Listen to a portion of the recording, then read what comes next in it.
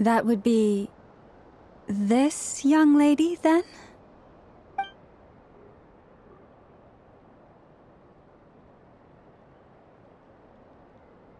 Hey there! Sorry to disturb you, but... are you Miss Nicole? Varka, Knight of Boreas of the Knights of Favonius. Alice might have mentioned me before. Mm-mm. Ah! Have we got the wrong person? Sorry. Well, this is awkward. When I shook my head, I meant, no, Alice hasn't mentioned you before. Huh? Where is this voice coming from? My apologies. For certain reasons, I am unable to speak. This is the only way I can communicate with you. It might take some getting used to, but I hope you can understand. Hey, it's fine. I'm more shocked by the fact that Alice never speaks about me. I mean, As for you two, we have crossed paths twice before, but it is nonetheless a pleasure to finally meet you. It's really you! Thanks for all your guidance in the past! You're quite welcome. This time, things are different. We have reached the unwritten pages of the story. You might say that we stand at the crossroads of fate.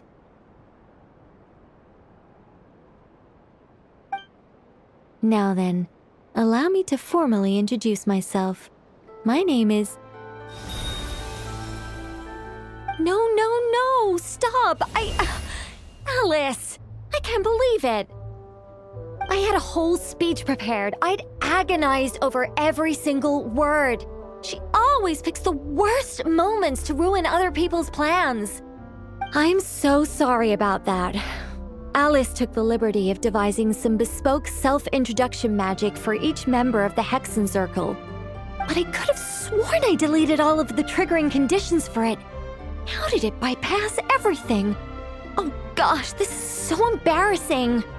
This is a very different side of Nicole than what we're used to. Is she not used to face-to-face interactions? Don't worry about it. We've seen that introduction magic once already, so it wasn't too much of a shock. Please go on, Miss Nicole. We'd love to hear what you have to say, or... well, communicate. Huh? Are they talking to this lady? But... Will you all promise to forget that horrendously embarrassing introduction? sorry, embarrassing. When?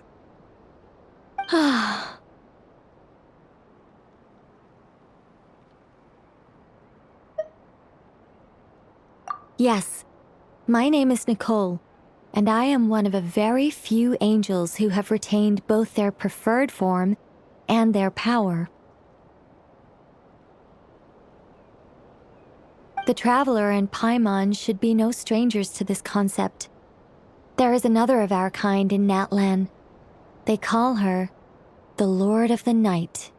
All right! Paimon remembers her! Yes. Well, I have retained more of my power than she. It's because I don't have a long-term duty to fulfill. To be more specific, no. We'll be here all day if I get into the specifics. Moving on. If I'm not mistaken, you are here because you wish to learn how one might reach the moon beyond the sky. That's right. Is that something you can give us any guidance on? Yes, I do know a way. It began with the Hyperboreans, who lived after the War of Funerary Flame. Blank looks. Maybe I should start with the background of the war. Or maybe not. It shouldn't be an issue. I'll fill in the gaps for you when we have more time. Anyway, after that war ended, the three moons retreated to beyond the false sky. The Hyperboreans were humans I once aided. They accepted the civilization and creations bestowed upon them by the angels.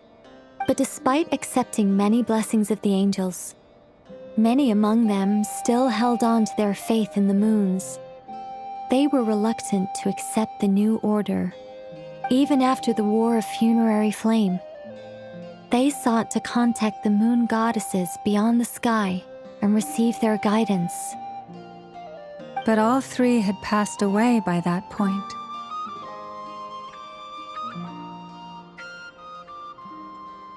This mage has a unique method of communicating.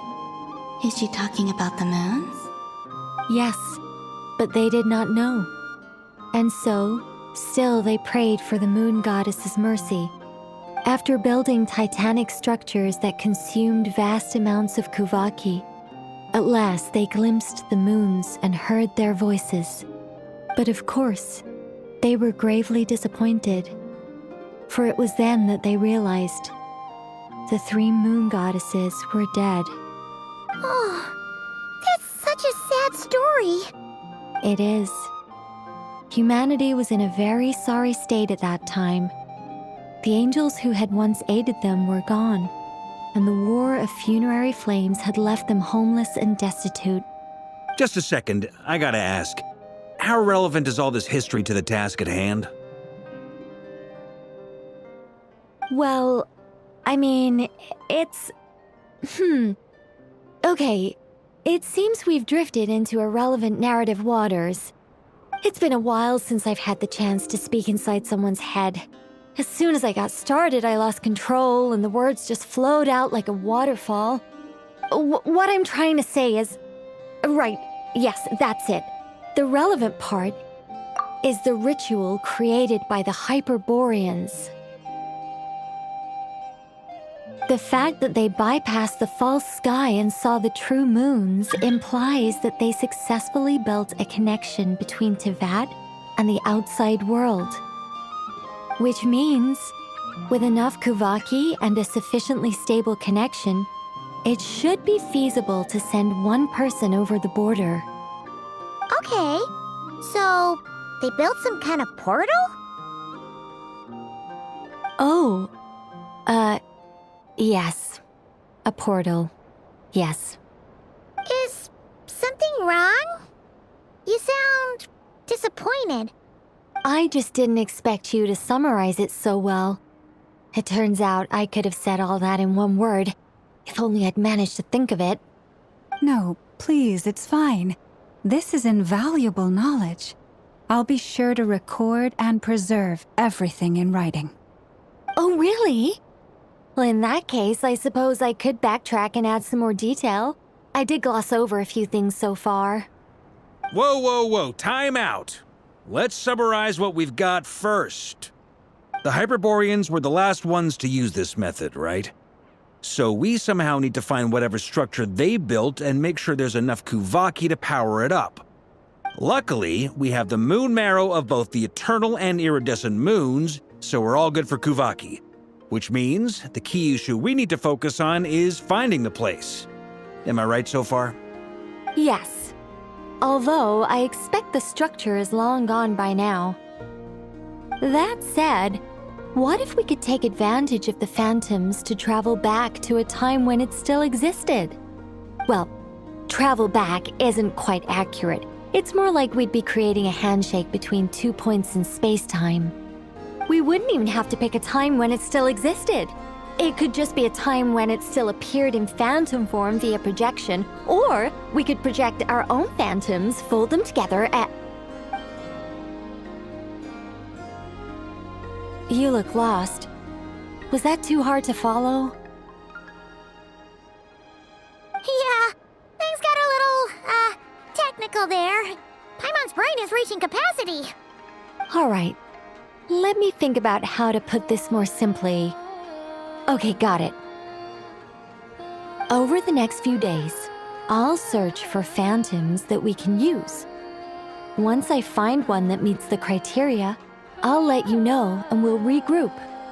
By completing certain rituals, specific individuals will be able to enter the phantom and make it to the Hyperborean structure.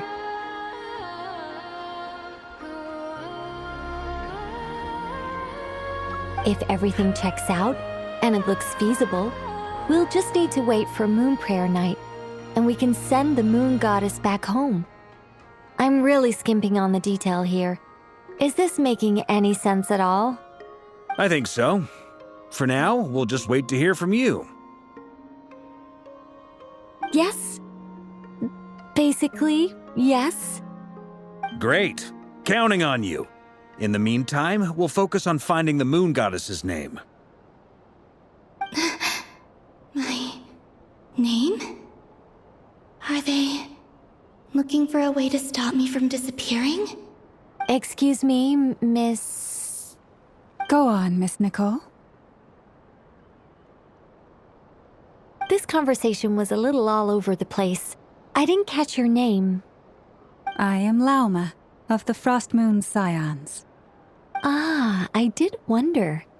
I noticed that you listened very intently when I spoke about Hyperborea and the moon's history. If you'd be interested, I'd love to visit you this evening and go through it again in greater detail.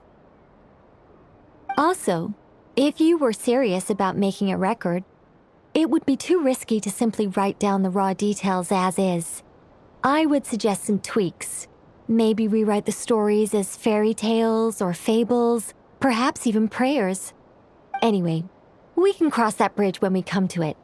So, see you later then?